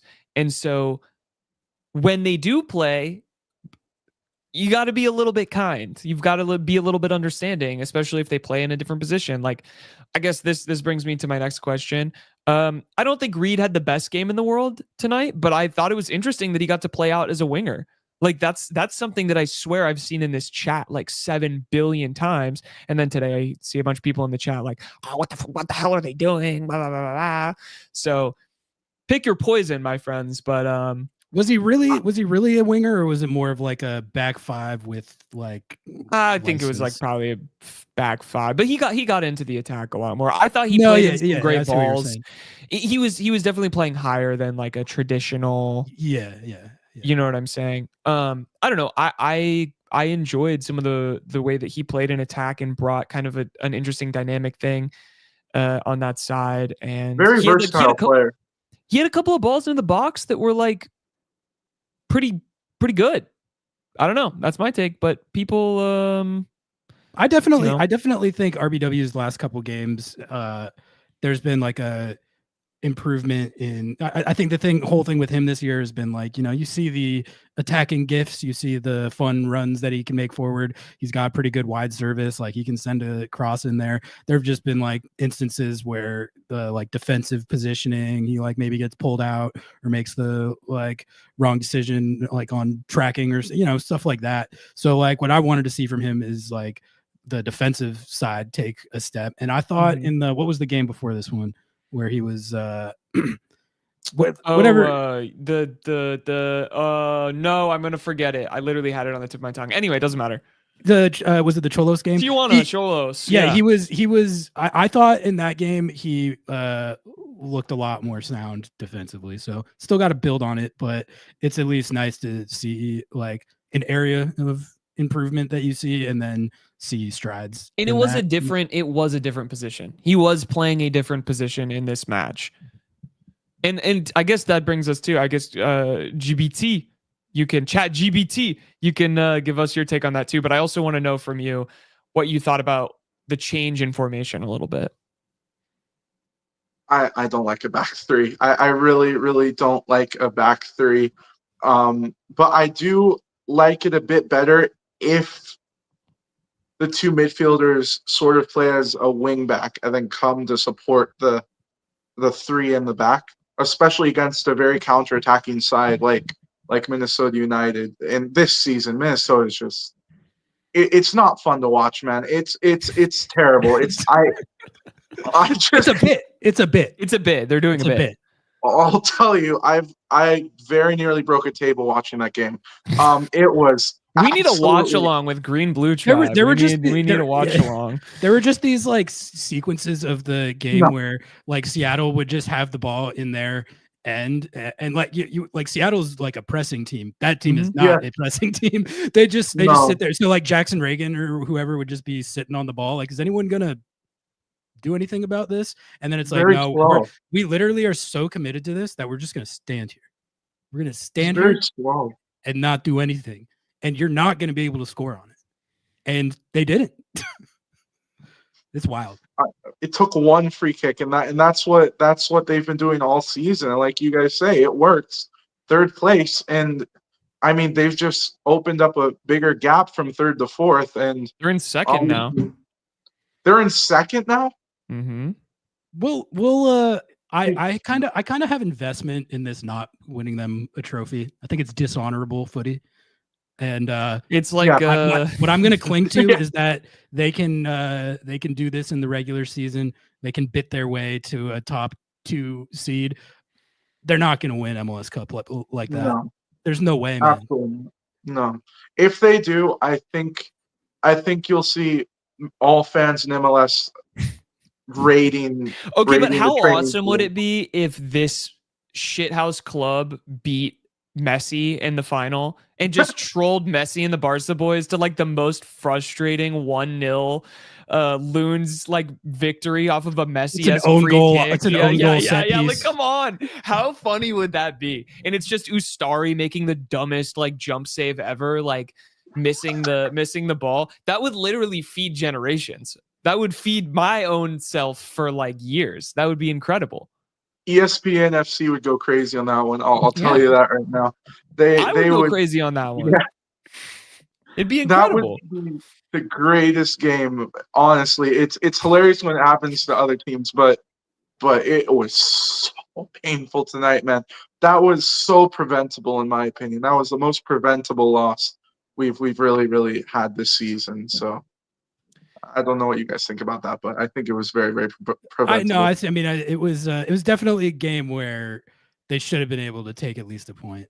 That's where my frustration comes in, because it's like that. I mean, you got trolled. They got their set piece goal. Like, if you just get one goal, you can get out of there with a point, and it's fine. But Osaze with 5 headers, though. 5 headers. I'm not saying score every single one. At least get 2 or 3 of them on target. Like one was a long ball that came down. He just got underneath, and I don't know what time in the game it was, but I do remember a ball that came through. It was just unchallenged. He was making a run. He just hit it right over. It feels like that should have been a goal. There's just, you have to do better with chances like that. And I think, man, I miss players like Morris and Rui Diaz when we're in these sort of situations. If we had Morris or Rui Diaz, man, we would be cooking right now. I'm not saying we aren't cooking, but someone in chat earlier brought up that this would have been this was a game where where you felt the Jordan Morris absence, and like with his ability to make those like vertical runs in behind and stretch the field and stuff against a team like, I mean, we've seen him how effective he can be against teams who at least play like in a low block at Lumen. So to not have that tonight against a team that was playing in a low block at home, because that's what they do, it would have been nice to have him. Have you ever seen anything like that in MLS? Like a team getting far up on playing? Not taking it that far to where they Not do it to this that extent, at home. Like that's the way I describe it, is like they play every game like they're the road team. You know who tried to do that, but totally like is terrible? Is and not in the same exact way, but St. Louis did that with their last coach. Yeah. They really tried, and they looked like dog shit. So it is kind of impressive. It is kind of impressive that they've been able to take it this far. Yeah. No, guys, I absolutely have to head out. I need to get some dinner. Dude, thank you for calling in as always. We appreciate you. Love you guys. Our favorite crash out. Yep. Let's go. See you soon, tribe. I'll see you guys. Cheers. Well, we have no one in the call list, and it's 9:30, and it's early, Ari. we could start wrapping this up and get on with our lives. And just like Brian Schmetzer said, Why don't put yeah, this why don't one we, in the back. We'll hang out for like 5 more minutes here. If any last callers want to tap in, take 1 to 2 more, then call it. And I said if 1 not, to 2 more. All right, He's a next content. You're a person. content goblin. You did 4 hours the mean, other night on Under the Lights, and you're like, dude, I could stream for years. I think I did 3 hours on Under the Lights doing LA Galaxy watch along. So I'm a fiend. Yeah, but we love I mean, it. I don't mind. This was one of the lamest games of the season, so I wouldn't mind like a short right. We're just show. wrapping. But you know, if anyone else wants to hop on and cope, feel free. I texted Jeremiah, but I think he's too big time for us right now. I think he's too he probably busy. doesn't want to talk about that game. That was no, I wouldn't. I wouldn't want to. That's, either. I mean, okay. Do you agree with my take that like if they go whoop ass in this Leagues Cup game, this is forgiven? That's what I'm going with. Yeah, why not? Why not? Like that's kind of, I don't know. It's just like who cares? This is one game. This is one game. They just won 10. Like, I don't know. I can't be that aggrieved. Like, I know that we've become famously the guys who are like never really that aggrieved by a loss, which is not true because there have been losses where we've been very aggrieved by. We've crashed out. But it's just like, man, a 1-0 on the road to Minnesota, and like they were just able to play their game. I mean, like they've been playing like gods lately. Like that's I would feel differently about this if it was in the middle of like a let's go beat the shit out of Puebla, man. Let's go bully this team who just had their coach fired. Let's go win some hardware, man. Fuck that this. team. That team is not good. Like as far as the Liga MX table goes, so that doesn't mean guaranteed to win. Mhm. But it's like a game they theoretically should be favored in. All right, we got Hunch to bring us home. Last call of the night. So let's bring him on, have him rip some takes, and then that's going to be it for this post game live. Are we on? I Hunch? see a gray. Uh-oh. Removed. I'm kicking you. You'll have to. It's just gray. Let's try it again. I fear chat. Hunch is broken. Is that a sign? I keep trying to add him back. Yeah, there's usually has a picture, so I think it's not just. Oh, yeah, gone. Hunch, we'll let you tap in again and see if that works, and if not, it might just be a sign. A sign from the gods above that they want us to wrap the post game live at an hour and a half. That would be a record short one. You're a marathoner, bro. I can't. Here we go. Okay, there he is. There he is. All right. Welcome to the show, Hunch. No punch this time, just Hunch. How we doing? Can't hear him. Hell yeah. All right, Hunch. We got the picture. We got the picture, but no audio. You're still on the stage. We'll let you try and fix your mic setup. But we're just, the lighthouse is cool though. Like I like the lighthouse. I enjoy the lighthouse picture. How's that? Oh, there we go. There it is. There it is. Yesterday, on the fly, and I have a second one plugged in, and yeah, it's been a mess. It's been a mess. I'm glad we got it though. Hunch, how are you coping with the L? What'd you think of the game? I mean, not great. I don't get down on the team on wins and there are fair criticisms there, and we dictated this game. We really did. At least for the first half. I think. Well, so this has been okay. There are two things that have plagued Seattle perpetually. One, we played to the level of our opponent. Two, we let teams hang around that shouldn't. And if we did things, say in the first half, and if you look at Leagues Cup, didn't score a single goal in any of the 3 first halves, you put Minnesota down 1 or 2, they probably don't come back. They probably don't. Can I ask a question about the putting? Because I hear this a lot, and maybe it's because I'm a dumb guy. because that is me. But like the playing down to teams, or like playing. Like, I hear this a to lot. their level. Yeah, like what is this bit about? Because like I don't know. I guess I just don't understand it, because like in this game, if the Sounders were playing to the level of Minnesota, it would be trolling a draw, and they most certainly weren't trying to do that. And I don't think they weren't. they looked like that. So like, I mean, maybe it's not every game. Absolutely, is this take? But I don't know. For me, the dumb guy, can I get a little bit of an explanation of your vibe on that? Sure. Galaxy game should have had 2-3 goals in the first half. Did not play above that. Playing in the Club World Cup, held our own against PSG, lucky deflection goal in the first half, and potentially could have scored. Didn't go above that level, didn't go below that level. We held our own. So teams that are above us, we hold our own. Teams that are below us, we don't seem to put, the boot on the throat. Well, in other words, we play as much as we have to, and if they're above us, we play up to that. And if they're below us, we say, okay, well, we're going to figure this out. We're going to play to that level, and unfortunately for poor teams, that allows them to hang around as opposed to putting them away. We don't put teams away that we should. And there's a quote out there from whomever, I don't know, and I think it's apt. Bad teams lose games that they should win, and good teams win games that they should lose. I would say Seattle's a good team. But when you lose games that you should have won, and I'm not saying Minnesota is one of those, because they're above us in the table and they're a pretty good team this year. I wouldn't say that's true.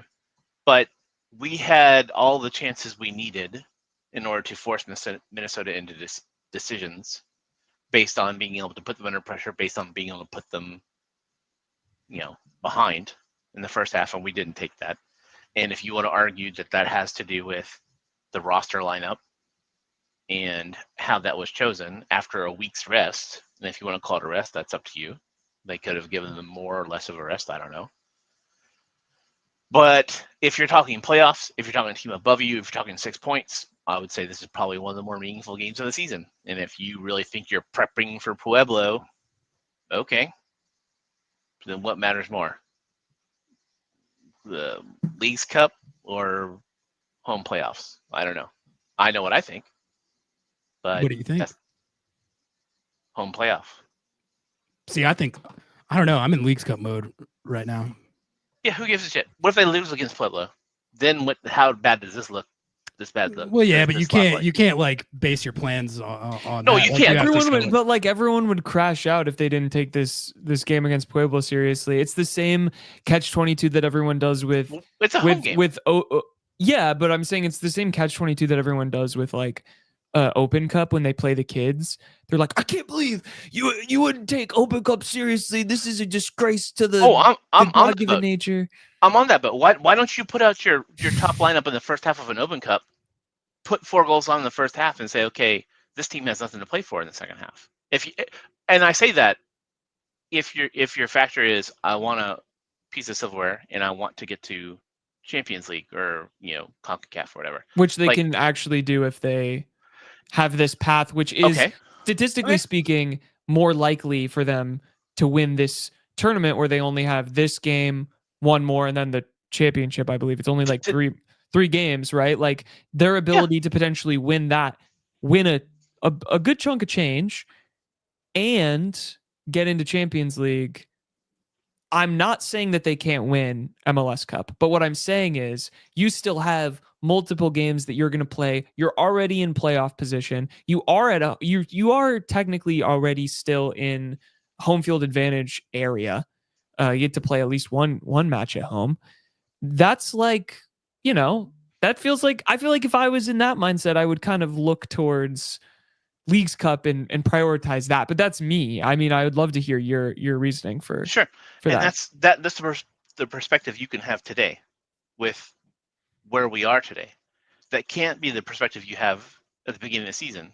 And I would ask you 2 things. One, do you think the Sounders would have been in the MLS Cup if they had a home field against the Galaxy last year? And you can answer that later. And 2, what is the easier path to CONCACAF champions, the U.S. Open Cup, or the Leagues Cup? Well, I think that's pretty straightforward. But again, however you want to answer, feel free. I mean, they played tough opponents in the Open Cup. They didn't play in the Open Cup this year. They weren't allowed to. They had the Tacoma Defiance in there. So the Tacoma Defiance and they did almost beat the Timbers. But if you look back the year before that, they did have a hard competition.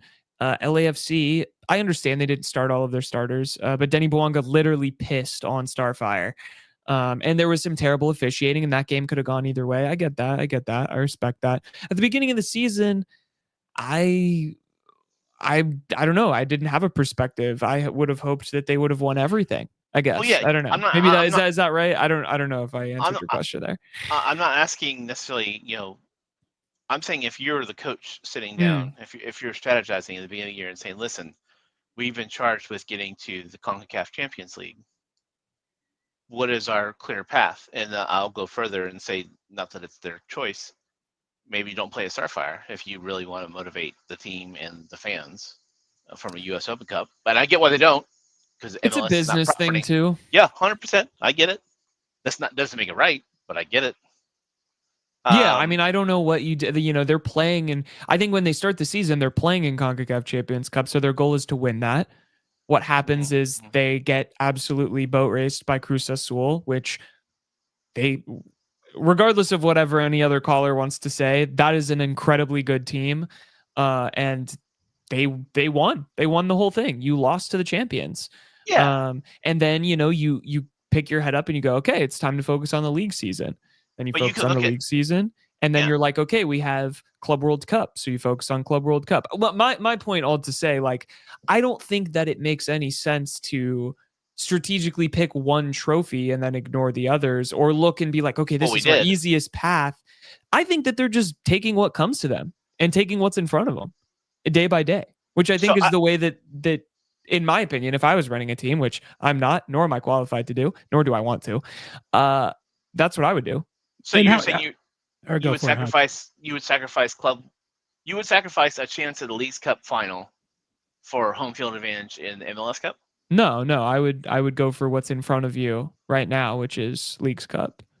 Which I think you can do both at the same time, because I don't think that you have to pick one or the other, is my point. Well, there's 3 teams in front of you. This is a 6-point difference, and you would pass and be in third place. That's effectively what I'm asking you, and that's effectively what was decided. So yes. Because they rotated?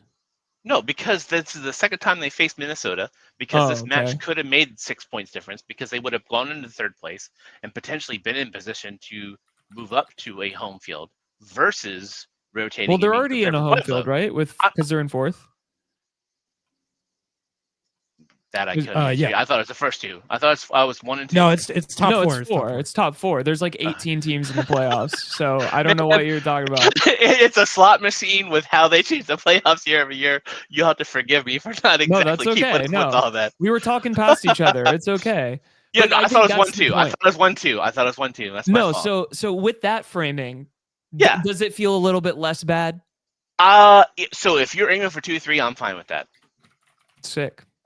Yeah. Sick. I'm about silverware. I'm about going for trophies. Yeah. So you want Leagues Cup too. You're on board. Well, yes, but hell yeah. A week's off. Now I am. It's a clown show of a tournament, but I'm about getting that trophy. Let me be honest. It's a cool trophy, bro. It's a cool trophy. It looks it's cool. so poorly organized. I'm just saying that. It looks cool. Like whoever gets home field advantage, it's like, whatever flavor popcorn is your favorite, minus what movies you saw last, plus like whoever won whatever tournament 5 years ago. I think it's the greatest tournament in the world. I think it's organized incredibly well. I will defend Leagues Cup till the day I die, I think. Unless they lose to Puebla. Unless they lose, it's a cynical money grab. I never cared about it. Never loved the trophy anyway. Never liked it. But back to this game. We had the game on the scruff of the neck in the first half. We really did. And Vargas had a bad game. I don't think he was tired. It's a week off. Dude should have been ready. He's young. But at half, it was like he was not having it. Like, we needed to think about how do we slot in something? How do we rotate? How do we augment for the fact that, like, Snyder so many B, passes. Snyder B, bro. Where's he at? I'm not saying no at all. Like we always campaign for rotation, and Schmetz always does it less than we would do. And I think, I don't know, when you're a coach, it must just be a tough psychological hurdle to get over to take risks like that and put guys that you don't have as much like trust in and don't have as much experience. But like for me, I'm like, man, just, like, yeah, take Obed off at 60 and then just let Snyder be out there. If he makes a mistake and you drop points, like that is equally likely as if you're running like the same double pivot for the 47th game in 47th 90-minute game in a row. I would have brought Georgie on a bit earlier. And hindsight, I think Lasowski up top might have been the smarter choice and bring on Osase later. Big fan of Osase. Man, I wish he would have finished one of those headers, though. He had the opportunities. If he could have gotten one of those, he was dude, he right was so there. close. He was right there. He was in the right positions, and I do like. That's why I what can he actually gives you there. I can understand what Schmetz was saying, at least about the game plan of why he started Osase, because it got close to working. Got close. Yeah, and we were right there. I mean, we had their center backs under yellows, and they subbed him out. I mean, we were exuding the right pressure. I don't know if RBW starting on wing was the smartest choice. But I get the idea of bringing Pedro on from pressure, but it looks like they brought him on the right for the first 5-10 minutes and put Rothrock over the left. And I was like, why would you do that? And then they corrected that, and that's when the goal was scored. But not that has anything to do with that, but it was just, I don't know. It felt weird. I'm not saying the goal was on Fry, but that doesn't look good coming back. I would say it's probably 60-30, 60-40, I guess. 60% on Fry, he should have had it. He saw it or should have seen it. 40% on the defense for shouldn't have allowed the shot to begin with, like on that position. But you gotta be better than giving up an unlucky goal to get a result. You have to be a better team to at least. If you could score one, one, then the unlucky goal doesn't mean you get 0 points. Exactly. Yeah, right. That's what I'm saying. You got to be better than that. I'm right there with you. Like I think the goal is forgivable if you're able to score one. You're not talking really about that goal at all. You're like, oh yeah, that was a little bit of a blunder, only relevant but you because it's a expect loss. it. Yep. Yeah, you expect exactly right. it. Yeah. And so I think in to that point, I think what I'm most disappointed about in this outing is the attacking finishing. The finishing, correct. Yeah, Like yeah. especially considering what you've been able to do in the past. We were there. We had it. I don't know. I've been sitting here defending Reed. I think that there were. I don't think he played as poorly. He was okay. I don't think he was played better than Vargas. And Vargas was bad. Yeah, like I think he put. I mean, I think he put in some good service. Yes, I know what you're saying. I agree with you. I don't know. I like him on that side. I thought him and Nuhu played well together. It's a great option to have when you can have him at left back, and then say you sub off Rothrock, who's on the left, or Pedro. You bump him up and bring Nuhu in behind him. It's great to be able to have those chops, to have him ready to go, where he can turn off, 60% defense, 30% offense, and go 60% offense, 30% defense. And it was a look that people have been asking to see, and I think that that's what you do. You trust a young guy in a moment like that, and see what he has to offer. I don't think it was a flawless performance, but I don't think anyone had a flawless performance in this match. So it was kind of just the way that the dice rolled there.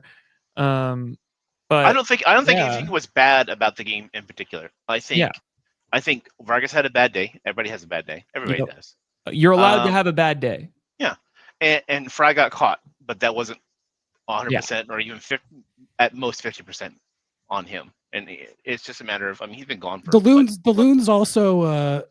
Loons also cooked. All right, let's give credit to the opponent a little bit. They did their set piece bit, but they also played a really good game as well. Dane St.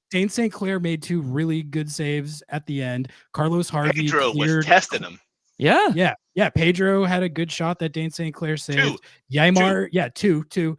And then Yaimar had one cleared off the line by Carlos Harvey off the chance that Georgie generated. So like those are like the types of chances I look at, and I'm like, if like sometimes those aren't going to go in, but like you just want to generate as many of those as possible. They didn't generate enough tonight, but they did have a couple in there that could have at least got them the point. Yeah, it wasn't a bad game, but this is a playoff defining game, meaning this is the kind of, and if not, maybe a little bit more, what you could face at some rung in the playoff picture, and you have got to get beyond this. Yeah, I mean, I would hope they wouldn't roll this lineup out for playoffs. No, but that's that. You hope Rusnak's back. You hope that, and I guess to that point, I did want to ask. I thought Ferreira played great tonight. I thought big on Ferreira, big on De La Vega. Yeah, big on. I thought Christian Roldan had a monster game. Yeah, passing, he had the most passes in the match of anyone, and he went 90 for 97, so he had 93% completed passing. I'm glad you said it about Ferreira, because I thought he was pretty good too, but no one will take that seriously coming from me at this point. It's of course. Well, but like I think about the I love the way he runs counters. I thought like he made like the way he sprays the ball out wide, like, and found Reed on a couple of those. Like he's pretty good at hitting those, which helps facilitate counterattacks. He had a couple of good long balls. So I actually, in spite of the team getting shut out, I thought I still liked a lot of what I saw from him at that 10 spot. Yeah, and people will judge him already that they do when he's on the wing and not scoring, or when he has shots that don't convert. They're going to judge him in games where, depending on the number of goals, that if he's the distributor, somehow Rusnak doesn't, gain that criticism, although he does in some cases, when we don't score as much, as far as like, oh, he's not distributing. But here, Jesus being in that role, it's like, oh, he's had a bad. No, I mean, that's what happens. The goal scorers need to finish, and Osaze and Jesus have had what, 2.5 games in these positions, especially starting, where it's like, I need to figure out where you want to be. I need to figure out if you want me to dink it out to the wing and have it come back for a header. I need to know if you want a through ball or a feeder or a bleeder or a 1-2. Like, all that's got to develop. Like, the chemistry there, and that's what this team has lacked up till this point in the season, in my opinion, is building that chemistry. And part of that has to do with the moving parts, but it's also comfortability, but also new players coming into the squad. We're at that point where that should start to gel, and we're seeing some of it. But we've had rotation again. Jesus. I thought Jesus looked good. I thought he was playing really well with everyone. I thought it was literally just the finishing lacked. I mean, if Osaze gets one of those on frame and it bounces the right way, and St. Clair has a little bit of a worse night, the result is different. And you take your opportunities when you can, and you have to give credit to Minnesota, because they literally. They're not third for no reason. No, and they poisoned the Sounders' attack enough to make it not work. They're such a weird team. They're so weird, but like coming off of, what was it, like 38 goals in 7 games or whatever, crazy number. Like, you have to give credit to Minnesota. They're played a good game. Seattle. They're no different than Seattle over the last 10 years. They figured out a way to make it win. Yeah. Or to make it, like, whether it be through scoring goals like we are in the last 10 games, or through somehow figuring out that you suddenly have a defense and shutting people down and just getting the 1-goal squeaker. Back to what I said, good teams find ways to win games they should have lost, and bad teams find ways to lose games they should have won. Minnesota found a way to win a game that potentially they should have had a tie, or even potentially a loss, and they won. They're legitimately good. They are. No, they are. I want to be able to undermine it and hate on it, but with every passing week that they do it again, I have to be like, okay, I mean, you have solved this style that you have created, and more power to you, I guess. If it gets you wins, it gets you wins. And their keeper is probably top 10, if not top 5. And I would say he's top 5. Definitely top 5. Yeah, Dane Sinclair. He's a little smarmy for my taking. And maybe that's part of the, like, how you perform in that way and be in that role. But hey, watch it. That's my national team goalkeeper you're talking about. Oh, Canada. Maybe that's why. Because he kind of has a chip on his shoulder in his national games. But it's true. Yeah, I mean, I'll just go back to this as we were on it before we moved off it. If you go back to any of these podcasts that we've had or that you've put up or whatever, YouTube videos, I've been on Jesus, big fan, not fan, support, like stock you invest. Pedro de la Vega, been saying it. Last year was a wash. This year is the development, and it's proving. And Osaze's only been on a little bit, but I'm big on him in terms of like, you want to stock, you invest. That's him. And it's not necessarily this year. It's this year with what he will gain from experience, and then the off season, the fitness, the weight training, the perspective, and then also the like cultural fit. Like, how do I fit into this lineup? Dude's gonna be a beast. I feel like next year. I feel like he did a lot right tonight. He did a lot right. He's done a lot right in the last month. He had the right idea within the game plan that they clearly had. He didn't break the game though. It was really just there was that one clean header where really it's like that was it. There was a couple moments where they could have flipped this, and that was one of them. And let me say, we always talk, or it comes up. The officiating was above average, on the verge of good. That's the first time I've even thought about it. Yeah, exactly That's how right. you know it's good. That's how you know it's good. You didn't think about it. I think it must be the best officiated game of the season. Like there was Yes. no discourse over that at all. Other than that bang bang play in the first half of the corner kick where they stopped it, where like they just defensively headed it out, and somehow we didn't get to continue for like 20 more seconds. That's the only qualm I have. I would say overall above average.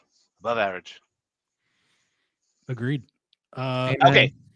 Last question. Yeah. Bring it home. Yeah. What are you thinking? I think, like, based on what I've researched about them, which is very cursory, but like they're having a really bad year in the league. And they're confident. Like, how confident? We are confident going into Wednesday. Is what it sounds like.